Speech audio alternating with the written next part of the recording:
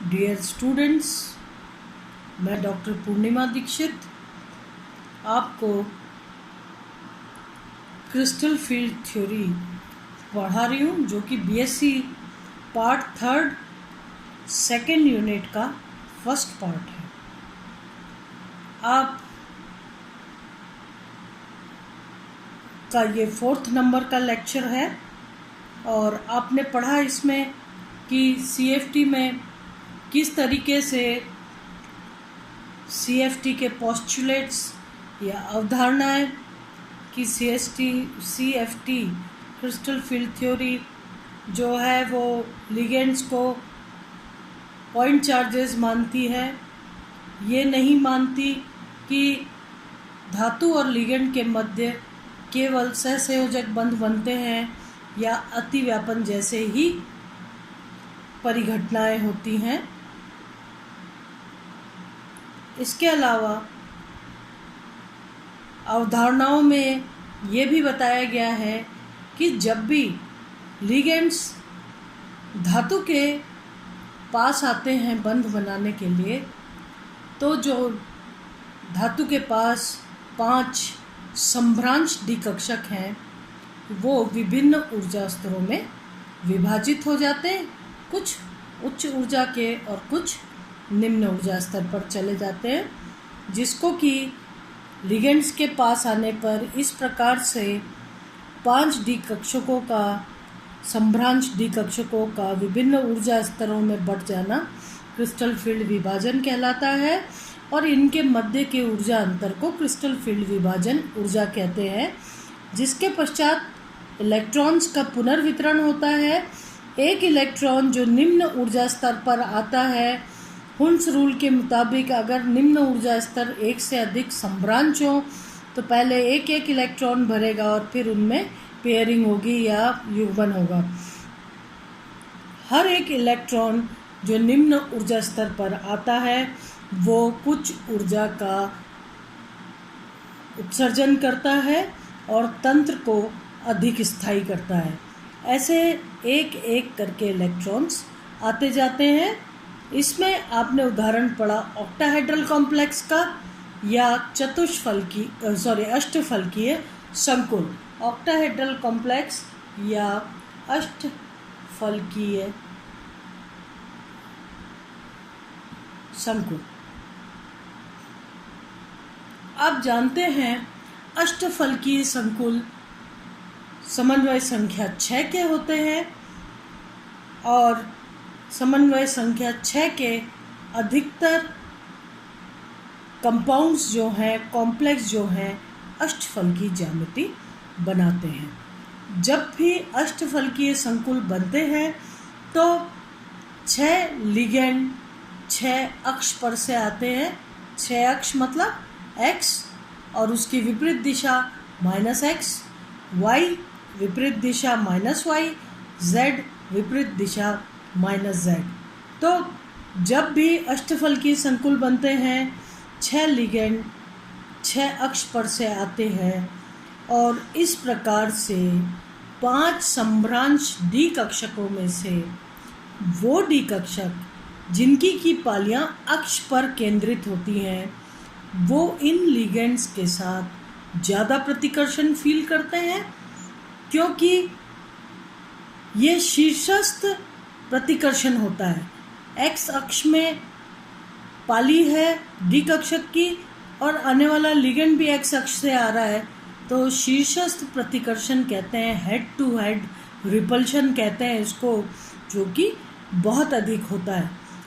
तो इस तरीके से डी कक्षकों में dx² y² एंड dz² कक्षक जिनकी की पालियां अक्ष पर केंद्रित होती है लिगेंड से अधिक प्रतिकर्षण महसूस करती है और उच्च ऊर्जा स्तर पर चली जाती है, जबकि बचे हुए 3 डी कक्षक dxy dyz dxz जिनकी की पालियां इन अक्षों के बीच में होती है, वो आने वाले लिगेंड अक्ष पर से आते हैं और ये पालियां अक्ष के बीच में होती है, इसलिए शीर्षस्थ प्रतिकर्षण नहीं होता, या यूं कहें कि प्रतिकर्षण कम होता है, नहीं होता है। और इसलिए ये जो 3D कक्षक हैं, जिनको हम T2G कक्षक कहते हैं, ये निम्न ऊर्जा स्तर पर आ जाते हैं। तीनों के तीनों समान ऊर्जा स्तर पर होते हैं, क्योंकि इनकी तीनों की जो स्थितियां हैं वो बिल्कुल एक समान होती है। तो लिगेंड्स के अष्टफलकीय संकुल बनने पर, अक्ष पर से आने पर 5 जो संभ्रांश डी कक्षक होते हैं, वो अष्टफलकीय संकुल के केस में 2 ऊर्जा स्तरों में बढ़ जाते हैं। उच्च ऊर्जा के 2 ईजी कक्षक और निम्न ऊर्जा के 3 T2G कक्षक। कुल मिलाकर के जो ईजी कक्षक हैं वो संभ्रांश डी कक्षकों से 3/5 डेल्टा ओ ऊर्जा में अधिक होते हैं, जबकि T2G कक्षक संभ्रांश डी कक्षकों से 2/5 डेल्टा ओ या इसे 0.4 डेल्टा ओ कम ऊर्जा के होते हैं। कुल मिलाकर के जो विभाजन ऊर्जा है उसका मान 0 होता है। इसको हम डेल्टा ओ या 10dq से रिप्रेजेंट करते हैं। अब इसमें भी आपने कल पढ़ा था कि जब इनका 2 कक्षकों में विभाजन, 2 ऊर्जा स्तरों में विभाजन हो गया, अब इनमें इलेक्ट्रॉन्स का पुनर्वितरण होता है।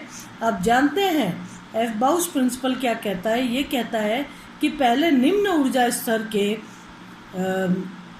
कक्षक भरेंगे और उसके बाद इलेक्ट्रॉन्स उससे ऊपर ऊर्जा स्तर पर जाना शुरू करेंगे। तो अब 2 ऊर्जा स्तर हो गए, निम्न ऊर्जा के T2G कक्षक और उच्च ऊर्जा के EG कक्षक। जो इलेक्ट्रॉन हैं अब वो धीरे धीरे उनका पुनर्वितरण होगा और इलेक्ट्रॉन निम्न ऊर्जा स्तर पर जाएंगे। जैसा कि आपने कल देखा था कि हम जब ये निम्न ऊर्जा स्तर पर इलेक्ट्रॉन जाएंगे तो कुछ ऊर्जा का उत्सर्जन करेंगे, जिससे कि तंत्र स्थायित्व की तरफ जाएगा, और इसीलिए हम इसे कहते हैं क्रिस्टल क्षेत्र स्थायीकरण ऊर्जा या क्रिस्टल फील्ड स्टेबिलाइजेशन एनर्जी, जिसको कि CFSE से रिप्रेजेंट किया जाता है। अब CFSE क्या होगा, यानी स्थायीकरण ऊर्जा कुल मिला के कितने निकलेगी? जितनी निम्न ऊर्जा स्तर पर जाने वाले इलेक्ट्रॉन ऊर्जा का उत्सर्जन करेंगे और उच्च ऊर्जा पर जाने वाले इलेक्ट्रॉन ऊर्जा का अवशोषण करेंगे, कुल मिला के जो अंतर निकलेगा वो क्रिस्टल फील्ड स्टेबिलाइजेशन एनर्जी या तंत्र उतने से स्थायित्व प्राप्त की। इसमें अब देखो D1 इलेक्ट्रॉन के लिए यदि डी कक्षक में 1 इलेक्ट्रॉन है तो अब निश्चित रूप से वो निम्न ऊर्जा के T2G कक्षकों में जाएगा। हम बात कर रहे हैं यहाँ पर अष्टफलकीय संकुल की। तो 1 इलेक्ट्रॉन निम्न ऊर्जा स्तर पर जाएगा और क्या करेगा? 0.4 ऊर्जा का उत्सर्जन करेगा। ठीक है, ये इलेक्ट्रॉन जो संभ्रांश डी कक्षक के स्तर पर इतनी ऊर्जा स्तर पर था, ये 1 इलेक्ट्रॉन निम्न ऊर्जा स्तर पर T2G में आएगा और 0.4 डेल्टा O ऊर्जा का उत्सर्जन करेगा। यही CFSE का मान कितना हो गया? 0.4 डेल्टा O। ठीक है, crystal field stabilisation energy 2/5 delta O। N क्या है? नंबर ऑफ इलेक्ट्रॉन किसमें? T2G में। यहाँ पर 1 इलेक्ट्रॉन है तो क्या हो जाएगा इसका मान? 0.4 डेल्टा O माइनस EG में जो इलेक्ट्रॉन है, लेकिन अभी इस वक्त यहाँ पर EG कक्षक खाली है क्योंकि सिर्फ 1 इलेक्ट्रॉन था और वो T2G ऊर्जा स्तर पर आ गया।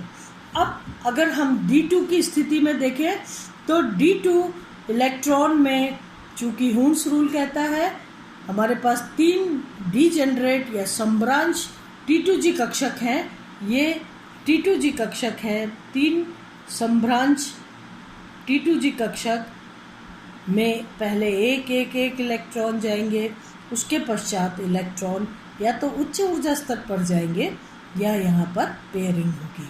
तो D2 इलेक्ट्रॉन, अगर सिस्टम D2 है यानी D कक्षक में 2 इलेक्ट्रॉन है तो ये 0.8 डेल्टा ऊर्जा का उत्सर्जन करेगा। इसी प्रकार से अब तीसरे T2G कक्षक में इलेक्ट्रॉन जब आएगा तो वो 1.2 डेल्टा ऊर्जा का उत्सर्जन करेगा। अब बात आती है D4 सिस्टम की। D4 सिस्टम में 2 स्थितियां पैदा होती है, या तो चौथा इलेक्ट्रॉन T2G कक्षक में पेयरिंग करे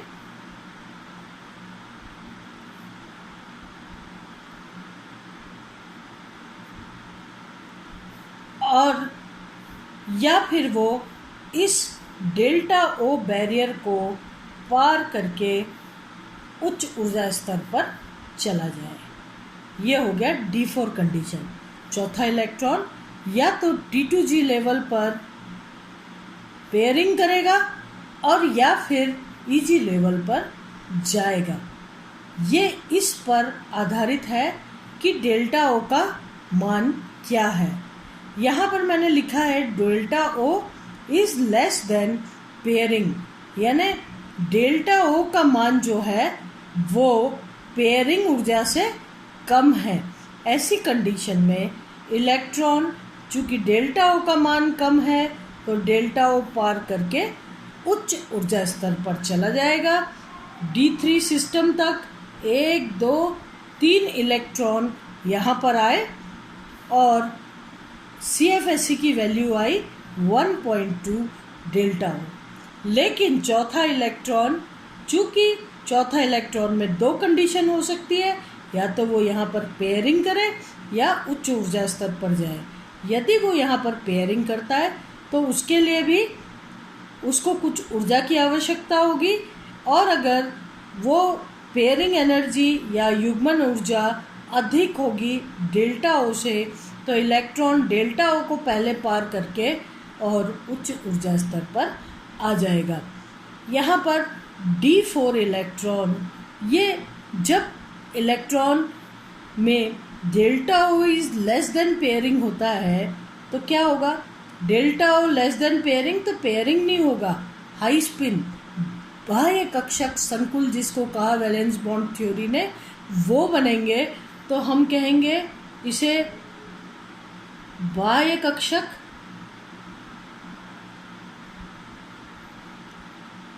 संकुल। यहाँ युग्मन नहीं हो रहा है तो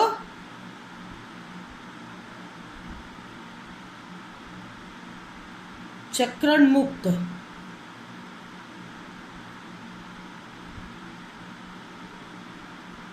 संकुल, या फिर इसको कहेंगे उच्च चक्रण संकुल। यानी बाह्य कक्षक संकुल तो कहा वैलेंस बॉन्ड थ्योरी ने, आउटर ऑर्बिटल कॉम्प्लेक्स, जबकि क्रिस्टल फील्ड थ्योरी ने इसको चक्रण मुक्त या उच्च चक्रण के संकुल कहा। यहाँ पर चक्रण नहीं हो रहा है, युग्मन नहीं हो रहा है, तो चक्रण मुक्त यानी एक इलेक्ट्रॉन है। चौथा इलेक्ट्रॉन जो है D4 सिस्टम का ऊपर चला गया।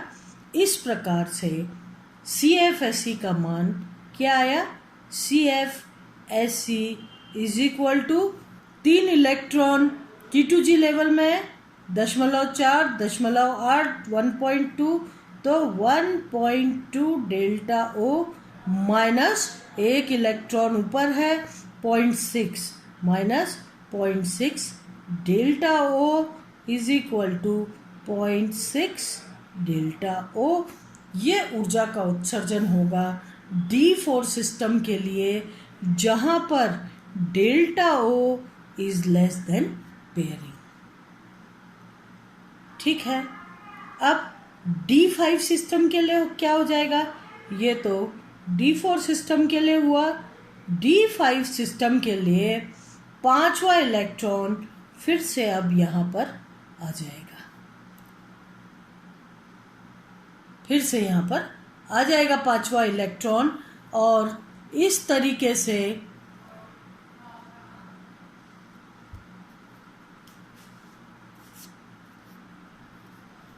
पांच अयुग्मित इलेक्ट्रॉन हो जाएंगे, बाह्य कक्षक संकुल, चक्रण मुक्त या उच्च चक्रण के संकुल बनेंगे और CFSE का मान हो जाएगा CFSE number of electron in T2G orbital और माइनस नंबर ऑफ इलेक्ट्रॉन, यानी जो डेल्टा ओ की वैल्यू है वो 3 इलेक्ट्रॉन होने के कारण 1.2 डेल्टा ओ, ये तो आ गया नीचे के कक्षक के लिए, माइनस अब यहाँ पर 2 इलेक्ट्रॉन है, minus 1.2 delta O is equal to 0।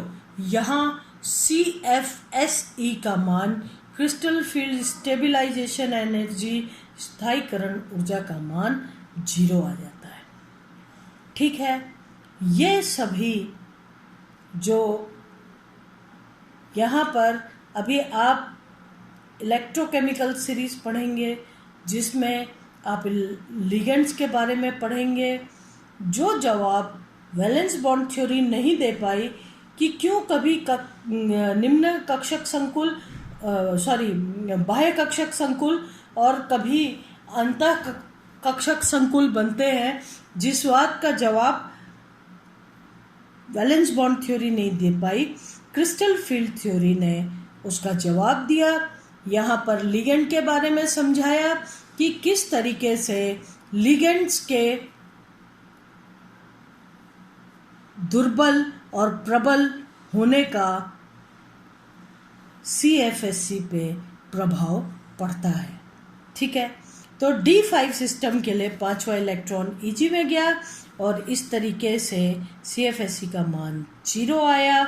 यदि हम D6 सिस्टम को देखें तो छठवां इलेक्ट्रॉन अब सब में एक एक भर चुका है, निश्चित रूप से छठवां इलेक्ट्रॉन वापस से T2G कक्षक में आएगा और CFSE का मान हो जाएगा 1 कितना हो गया, 4 चौक 16, 1.6 delta O minus 1.2 delta O is equal to 0.4 delta O. ये ऊर्जा का उत्सर्जन हुआ। D7 सिस्टम के लिए सातवां इलेक्ट्रॉन जो है वो यहाँ पर आएगा और इस तरीके से 5 इलेक्ट्रॉन T2G कक्षक में CFSE का मान 2.0 delta O minus 1.2 delta O is equal to 0.8 delta O, ये मान आएगा।